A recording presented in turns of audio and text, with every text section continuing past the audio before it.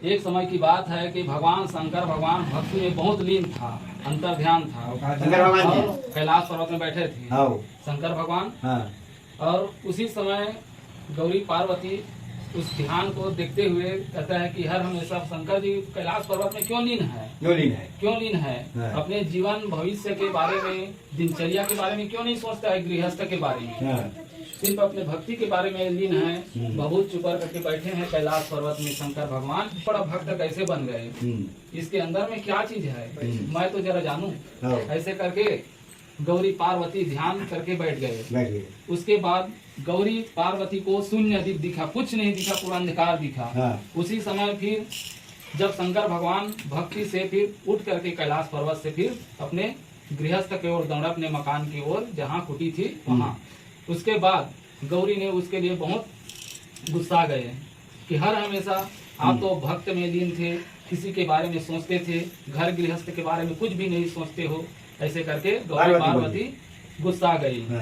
तो फिर भोलेनाथ जी बोले कि हे गौरी, मैं जिस चीज को बताऊंगा, जिस प्रकार से मेरे भक्त रावण ने इतना बड़े शक्ति प्राप्त किया है कि तीनों लोक में उससे बढ़कर कोई ताकतवर नहीं है, क्योंकि उसी शक्ति मेरे अंदर में है। मैं उसको आशीर्वाद दिया हूँ, मेरे माध्यम से वो तीनों लोग का स्वामी बन गया है। जैसे मैं तीनों लोग का स्वामी हूँ, वैसे मेरे बराबरी का है वो। किसी प्रकार से ज्ञान विद्या, किसी प्रकार के वेद शास्त्र में किसी प्रकार की कमी नहीं है उसके अंदर में। पार्वती को बताए तो नहीं, उस विद्या को मेरे को सुनाओ। क्योंकि पार्वती बोले, शंकर भगवान बोली कि कैसे के हे श्री महाराज जी, मेरे को उस आद्रपटी विद्या को बताओ, क्योंकि मैं आपके अर्धांगिनी हूँ, इसे करके। ठीक है। तो फिर शंकर भगवान सोचे कि बहुत जिद हो गए उसके बीच में। नहीं, मैं इस कथा को नहीं बता सकता, क्योंकि मैं सिर्फ रावण को ही बताया हूँ, मैं अगले को नहीं बता सकता, क्योंकि स्त्रियों में उस प्रकार की क्षमता नहीं है, क्योंकि वह शास्त्र की ज्ञाता नहीं हो सकती। ऐसे करके उसके बीच में जिद हो गए। फिर बहुत जिद हुआ। उसके बाद फिर शंकर भगवान बोले कि चलो ठीक है, मैं उस कथा को आपको सुना रहा हूँ। उसके बाद शंकर भगवान पार्वती को उस कथा को सुना रहे थे। ठीक है। उसके बाद सुनाते सुनाते उस कथा आद्रपटी विद्या को सुनाए। उसके बाद सुनते सुनते सुनते सुनते पार्वती का नींद पड़ गए। ठीक है। उसी के पास नदी के किनारे एक घोंघी था। ठीक है। उसने बज रहा था पानी के बहाव से। तो फिर बज रहा था उस कथा को पूरा वो आवाज सुन रहा था। शंकर भगवान अपने ध्यान में मग्न था, उस कथा को सुनाते सुनाते, और पार्वती का नींद पड़ गए। ठीक है। उसके बाद पार्वती का नींद पड़ गए। उसके बाद वो जो घोला अंडा था, घोंघी, उसमें मतलब जीव पड़ गए कथा को सुनकर। हाँ, उस कथा को सुनकर उसका जीव पड़ गए, उसमें जीव आत्मा उसमें जाकर के समा गए। फिर शंकर भगवान जब ध्यान खुला तो देखा फिर कि अरे ये पार्वती तो सो गई है। तो देखे तो आवाज कहाँ से आ रहा है। देखा तो वहाँ पर भोला अंडा था, उसमें जीव पड़ गए। तो बोले कि फिर जब नींद खुला तो शंकर भगवान क्रोधित हो गया। हाँ, पार्वती से कि बोले कि मैं जिस विद्या को तेरे को सुना रहा था, उस विद्या को तुम नहीं सुनी, किसी भोले अंडे ने सुन लिया मेरे ज्ञान को, इसीलिए मैंने सुना था। मैं इसीलिए स्त्री जाति के ऊपर विश्वास नहीं करता। ऐसे करके उसके दोनों के बीच में फिर लड़ाई हो गए। शंकर भगवान फिर कैलाश पर्वत चले गए, और पार्वती अपने संकल्प लेकर के मेरे से बहुत बड़े भूल हो गए करके दोनों के बीच में लड़ाई हो गए। उसके बाद पार्वती भक्ति में लीन हो गए।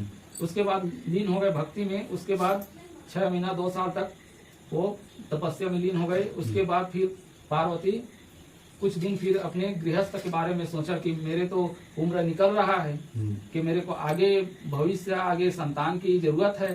तो फिर अपने भक्ति से फिर मैल से फिर गणेश को स्थापना किए। फिर धीरे धीरे पूरा जितना सिद्धि साधन अपने तप किए थे, उस सारी शक्ति को फिर गणेश भगवान के ऊपर छोड़ दिए। किसी प्रकार के कमी नहीं रहा, किसी प्रकार के युद्ध में कहीं भी सर्वश्रेष्ठ होगा, 12 मांस उसका पूजा होगा लंबोदर महाराज का। ऐसे करके गणेश जी का स्थापना किया।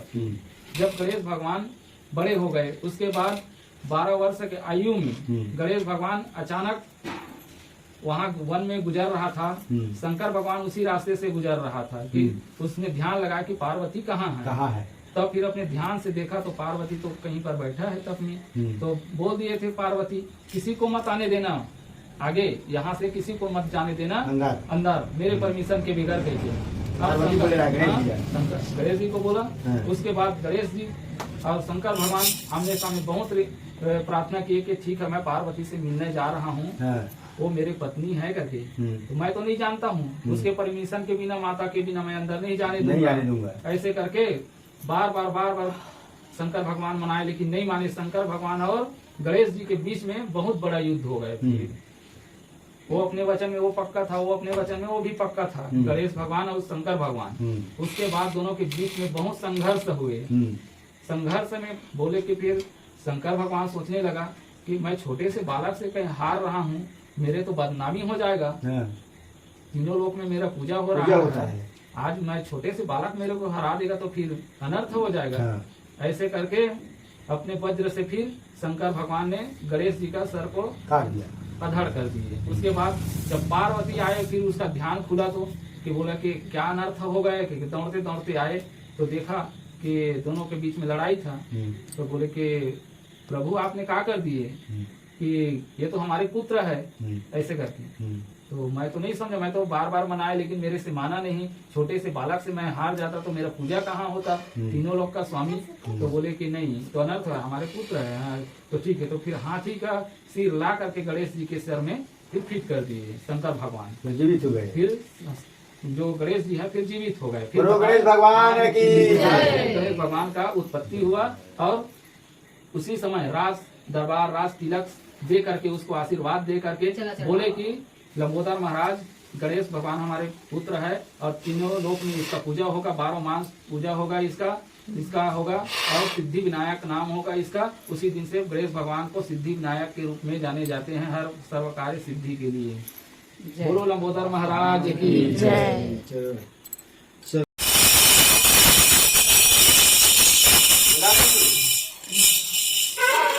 पानी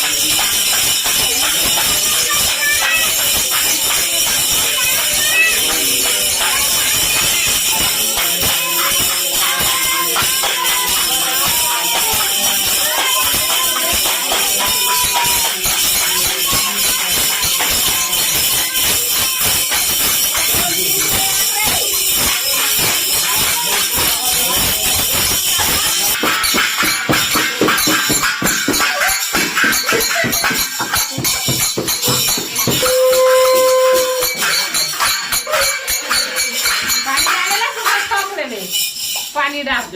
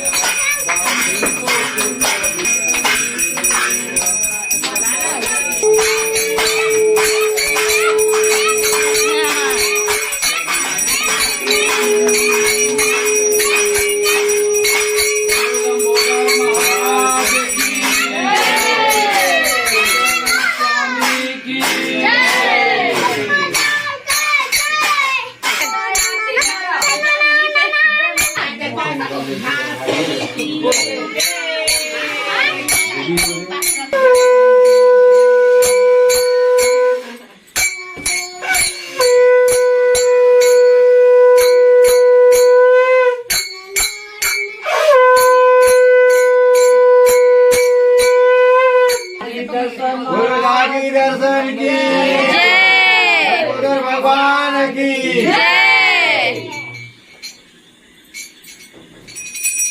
अभी तो आओ बजा दे शंखला। बाज गए बहुत। हाँ।